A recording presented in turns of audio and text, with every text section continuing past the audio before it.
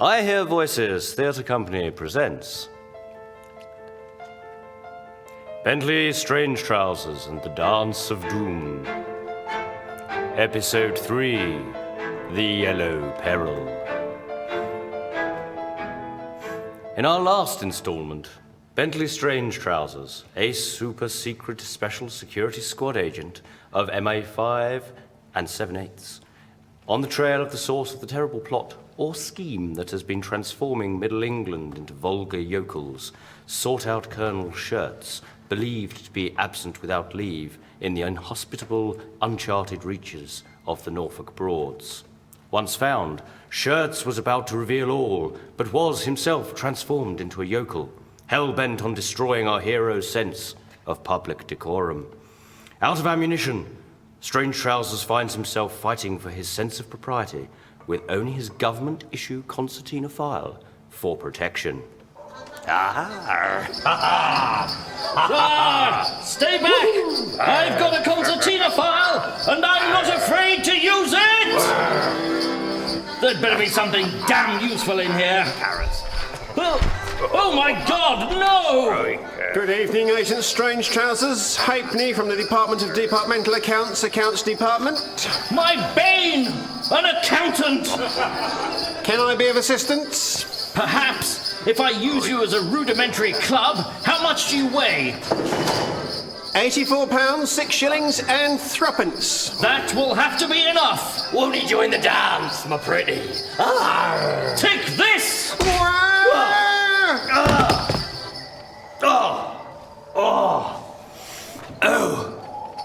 Oh, thank you, Strangetrousers. At last, I'll die a member of the British middle classes. Just one last request, old chap. If you know the words, I'll hum the tune. No, you blasted idiot. Send my body back to Great Mass at HQ in London.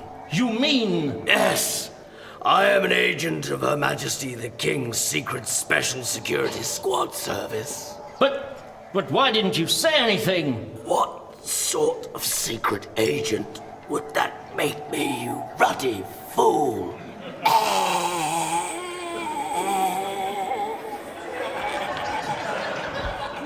What a tragic and unavoidably overacted loss. But all in the name of duty to Her Majesty the King's Britannic Empire. There's that what might be described as music again. It seems to be coming from that building over there. It looks like some sort of rustic drinking establishment. Filing his fallen acquaintance turned enemy, turned colleague, turned stiff, and his accountant in their respective compartments in his concertina file, Strangetrousers follows the haunting sounds to the dim lights of a mist-shrouded public house, the Slaughtered Drunk.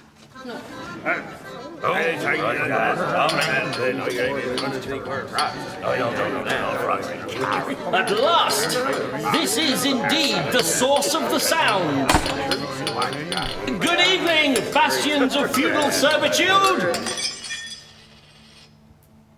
Thank you for your traditional rural hospitality. I say, you there. Yes, you, with what appear to be the lungs of a piano around your neck. What is that instrument of devilish sounds? What this? It be an accordion, do it be? It do be, don't it, lads? Yes, the very weapon Gratimas thinks was used to transform the middle classes into ghastly, slack-jawed rustics. You are? Oh, I mean noble tillers of earth, stout yeomen, crafters of the soil, the salt of the earth, lights under a bushel,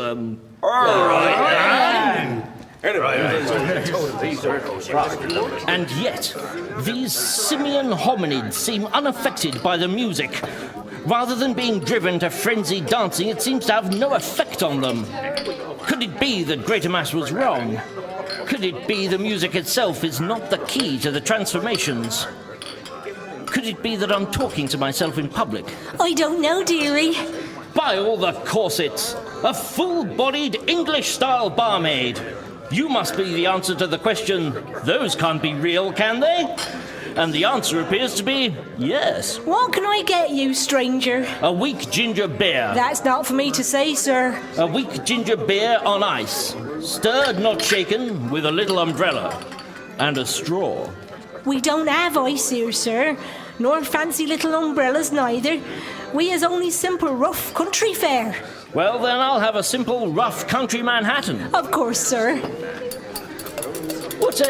What a quaint little place you have here. Exposed oak beams, open fire, horse grasses, five-pointed star scrawled on the wall in blood over a sacrificial altar. Oh, don't mind that, sir. We've got the builders in.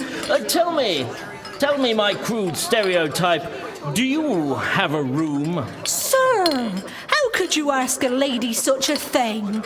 And without agreeing a price first? Ugh. I meant, do you have a room for the night? Listen, stranger.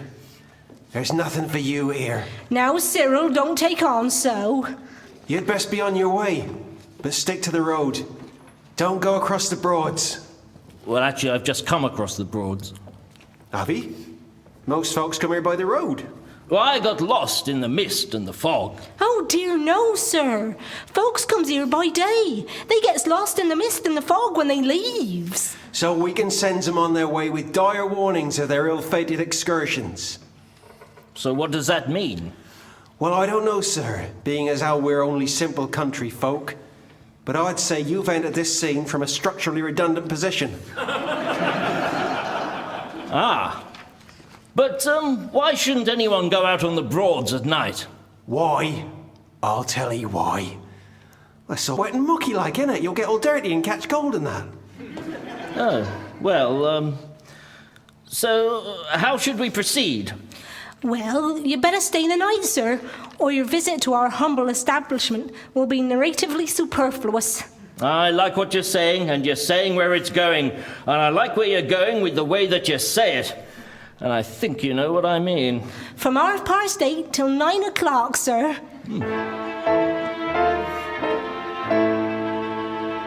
And so, 3 Manhattans and a quart of old steamer later, Strangetrousers sleeps the blissful sleep of the inebriated in the dank and mouldering squalor of the luxury guest room of the slaughtered drunk.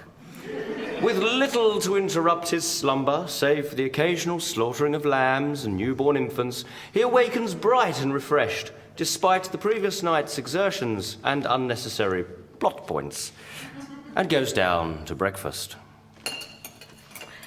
Let me clear your plate for you, sir. I see you're up with the cock this morning. Ah, my apologies, but I never wear trousers before breakfast.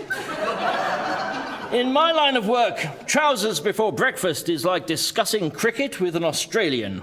Insanitary and likely to result in stains. And I think you know what I mean. And what might your line of work be? What might it be indeed? Yes, sir, what be it? That's a fair question. A good question. An excellent question.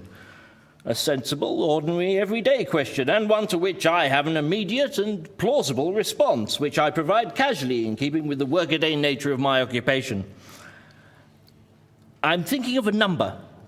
Oh, no, wait, that's gone. I thought you might be one of the mustard merchants. What be here for our mustard festival? Ah, exactly correct on the button of the nail of the head. My card. Lestrange Trousbenters, condiment provisioner, non-parley to HRH Queen George V Part 2. And now, madam, if you'll direct me to this mustard festival...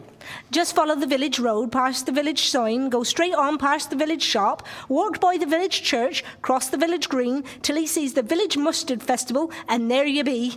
And if he falls into the village sea, he's gone too far. Thank you, my buxom cliché. About the bills, sir. Oh, of course. Luckily, I have my secret trusty mustard agent's file to hand. Halfpenny, wake up, damn you.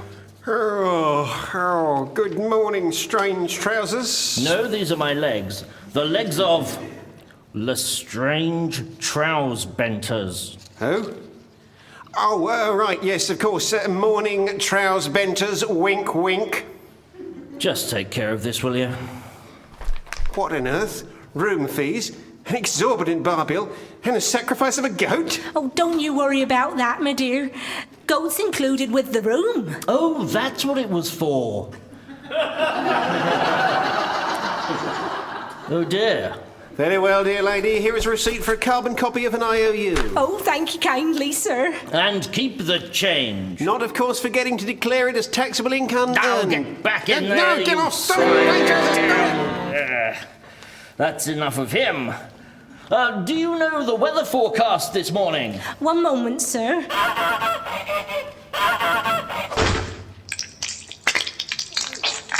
Sunny with intermittent splatters of blood, sir. Oh, thank you. And goodbye. Don't forget your trousers, sir. Returning only to don his trousers, collect his belongings, and take a brief 3-hour post-breakfast nap, Strangetrousers stepped out into the morning air on the stroke of 1. There he beheld a collection of rotting haystacks, with doors leant against them after the fashion of houses. Before him stood the village sign, reading, Tropping Sholly. What a fine British heritage name. Aha! A post office. But who's that outside? A figure with a sturdy gait and rotten fence posts. A man, I surmise, of dignity and good breeding, tall, upstanding, with a finely trimmed beard over a collapsed chin, expertly smoking a cigar from a pipe on the end of a 3-foot cigarette holder, supporting himself upon a cane of fine tweed and wearing a jacket of perfectly tailored oak panelling. You forgot to mention my patent leather teeth. Some say they're my best feature. Oh! Good afternoon. And a good afternoon to you, Mr. Trousbenters. Welcome to our humble village of Tropping Sholly. Oh, forgive my rudeness. No, not at all. I feel the same way about trousers before breakfast. But how did you know my name? News travels quickly around a small community. Here, your lordship, you heard. Mrs. Matthews' youngest done given birth to a baby boy. When was that? Next Thursday. No good will come of it, you mark my words. Yes, thank you, Cyril. You see, sometimes news gets around so quickly, events don't have time to occur. Now, where was I? 1:30. Ah, yes. Allow me to introduce myself to yourself. I am Lord Red Herring, Lord Double Bluff Red Herring. Of the Norfolk Red Herrings? The obvious red herrings. I recently took possession of the manor. Interesting. Is it? No, but it's interesting that it isn't. Really? Well, no, but go on anyway. As Lord of the Manor, may I inquire as to your business in our fair, stinking hamlet? I suppose you'll be one of those dashed mustard agents here for the famous mustard festival. Ah, but how did you know? Because you look like a ghastly middle-class mercantile oik. Well, delighted to meet you, dear boy. Do take in our little village, see the sights, the post office, the school, the church, the Wicker Man. Tell me, Lord Red Herring. Please don't be so formal. Call me Lord. Tell me, Lord, do you know of any mysterious disappearances in the village? Mysterious disappearances? I should think not. No, we have only the normal, everyday disappearances. After all, old customs must be kept alive somehow.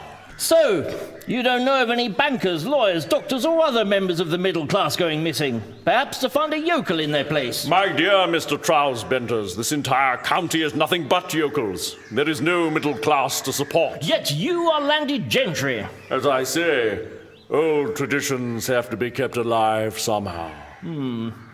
Lord, is there a telephone nearby? I need to contact my headquarters, office.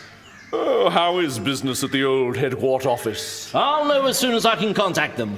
Well, you see, persons hereabouts are rather old-fashioned. I understand some years ago a man did try to erect a pole for telegraph wires in the village square, but he was tied to it and burnt for heresy against nature's gift of shouting. Since then, we have remained isolated. Forgive me, but I must attend to something. No doubt we'll meet again at the Mustard Festival. Until then, Lord Red Herring. So, where to next? I believe you were going to the post office. It's right in front of you. Ah! Sorry, I thought you'd left. Oh, I was just doing something. On my way now. Cheerio!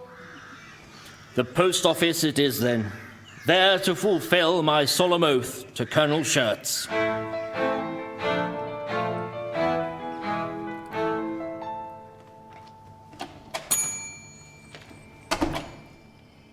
Good day to you, sir. Good day, old crone. I should like to post something. Well, just get a pen. Come here, you. Nothing like a freshly plucked pen. Now, sir, where be ye posting it to? To London. Oh, abroad, eh? London.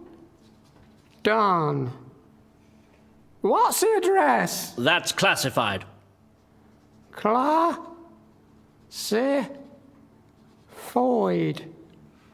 And who's it to? Well, that's top secret. Top secret. And how do you want it to go? By the fastest means available. This is urgent. Do you understand? Urgent. Yes, that's right. Put on the scales, please, sir. One moment. What? He be very large, sir. Will he bend? No, it's a stiff letter. Beg pardon, sir? Nothing. How much is that? 3 guineas, 12 pounds, 4 shillings, 2 farthings, and half a brick, sir. Do you take Berlin Wall? I seem to be a bit light.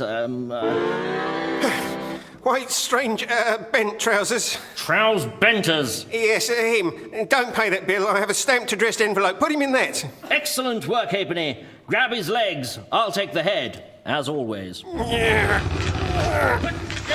him in. Now, my good crone, how soon will he be in London? Come here, Bess. What's that? Our fastest carrier pig. She'll have him here for tea time. Aren't you going to say something strange, Bentus? Quite right, Halfpenny. On this most sad and solemn occasion, we honour our fallen comrade, stuffed in an envelope and tied to a pig. Godspeed, trusty porker. Wee!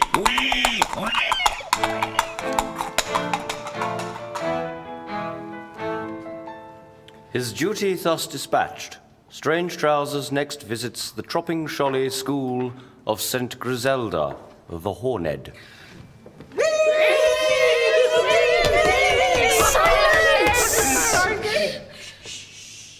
Good morning, class. Good morning, Miss Ouija. Today, class, we are joined by a very distinguished guest. One of them mustard merchants on whom we depends to sell our mustard wares. Can we burn him, miss? Jim Davison, how dare you? Put your hand up if you wants to ask a question. Sorry, miss. Yes? What is it, Christopher? What's he taste like cooked, miss? Don't be so greedy, Master Moyles. Now, you all continue from where we left off yesterday, quietly, while I talks to our guest. Yes, miss. So, what do you think, Mr. Trousebenters? Fine children, bain't they? Indeed, Miss Ouija-board. What delightful drawings of country life the children have done. The dunghill cottages, the rain-soaked fields, the burning witches. Why is that boy being buried to his neck in the earth? Oh, young Simon? He's this year's John Barleycorn. Ah, the old school play. I well remember the smell of the lights, the grease of the audience, and how industriously those children are working diligently at their wicker craft. What a fine structure. Big enough to fit a man inside. Are, all the children here? Oh, bless ye, no.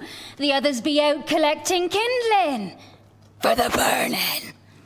Oh, a nature ramble, eh? Excellent British character-building stuff. And what are you chaps up to? Cutting out these newts' eyes. And cutting off these bats' wings. Such impressive collections. You two must be top of your biology class. That's right, sir. I guess this is all perfectly normal for the education of the lower orders. Clearly there's no evidence of strange goings-on here. Well, Miss Ouija Board, I see from those cauldrons that your home economics class is about to begin. I should hate to distract you from your charges any longer. Good day. Thank you for your visit, sir. Sure. What an half-wit. Matilda, stop hanging your brother by his neck this instant. Hang him by his feet. The blood will drain better.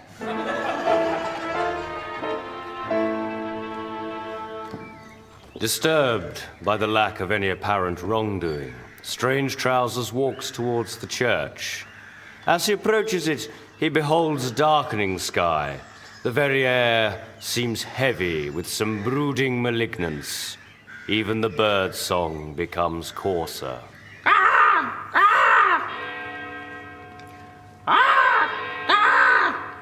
In the churchyard, Strangetrousers spies a sinister form in black robes, covered in arcane symbols, crouching over a fresh grave and muttering incantations. On hearing his approach, the figure whirls around to glare at him with eyes wide, filled with menace, and reaches out a cruelly clawed hand, making the sign of the devil. Be gone from this place. All hope has left here. Death is all you seek if you stay. Death and the fires of hell. Ah, Vicar, delighted to meet you. The Strange Trousbenters, mustard agent, licensed to source. Ah, delighted to meet you, Mr. Trousbenters. I am the Reverend Weird Body. How may I help you on this beautiful day? Well, what can you tell me of your congregation? That seems an unusual question. Why do you ask? Well, as all purveyors of mustard know, understanding the origins of the mustard to be purveyed, the place, the labourers, their standards of work and living, etc. and so forth, makes a difference to the quality and saleability of the mustard in question. Is that at all plausible? But of course, Mr. Trousbenters. Come inside and let us talk.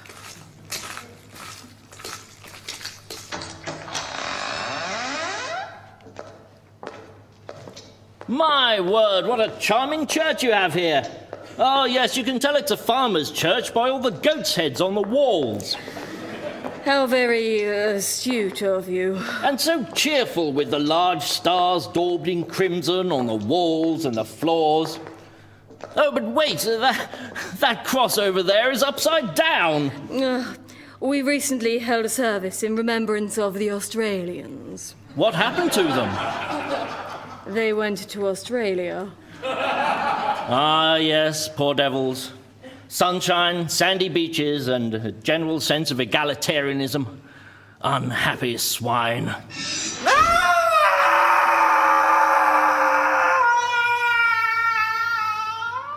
By all the ruined undergarments!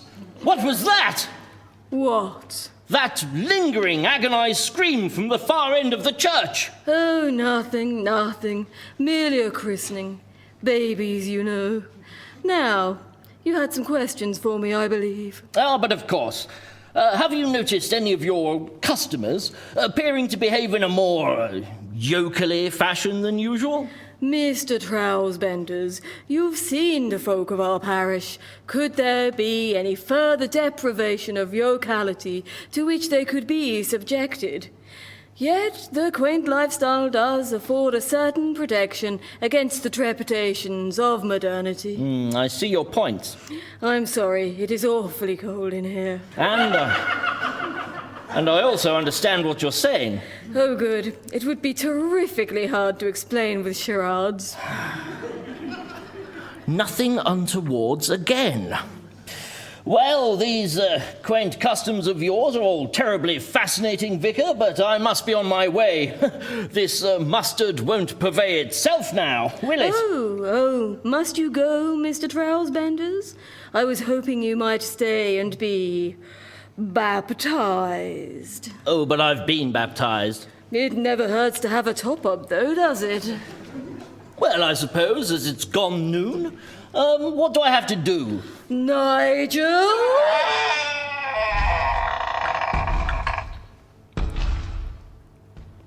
Yeah. Mother of Parliament! What a size! Nigel, Mr. Trousbenders would like to be baptized. Be a dear and escort him to the baptismal altar, would you? We like to take the stress out of proceedings, so we ensure our new baptees are laid to rest upon the altar. What, here? But it's all red and sticky. Oh, dear me, so it is. A jam leakage from a harvest festival, no doubt. Nigel, wipe down the altar for our guest. All right. That's better. Oh, hang on a moment, there's something here. Oh, a wallet. Well, our baptees can be so forgetful in the excitement on their way out. Of course. And that would also explain these feet. Oh, yes. I'll put those in the lost and found. So I just hop on here, yes? Nigel will help you. Thank you, Nigel. Right. Now I just lie down, do I? That's right. Get nice and comfortable. Oh, my concertina file. I'll just lay it across my chest. A little lower, if you would. What, here? Lower. Here? Yes, that's perfect. Nicely out of the way of the heart. Nigel? That's right, Nigel.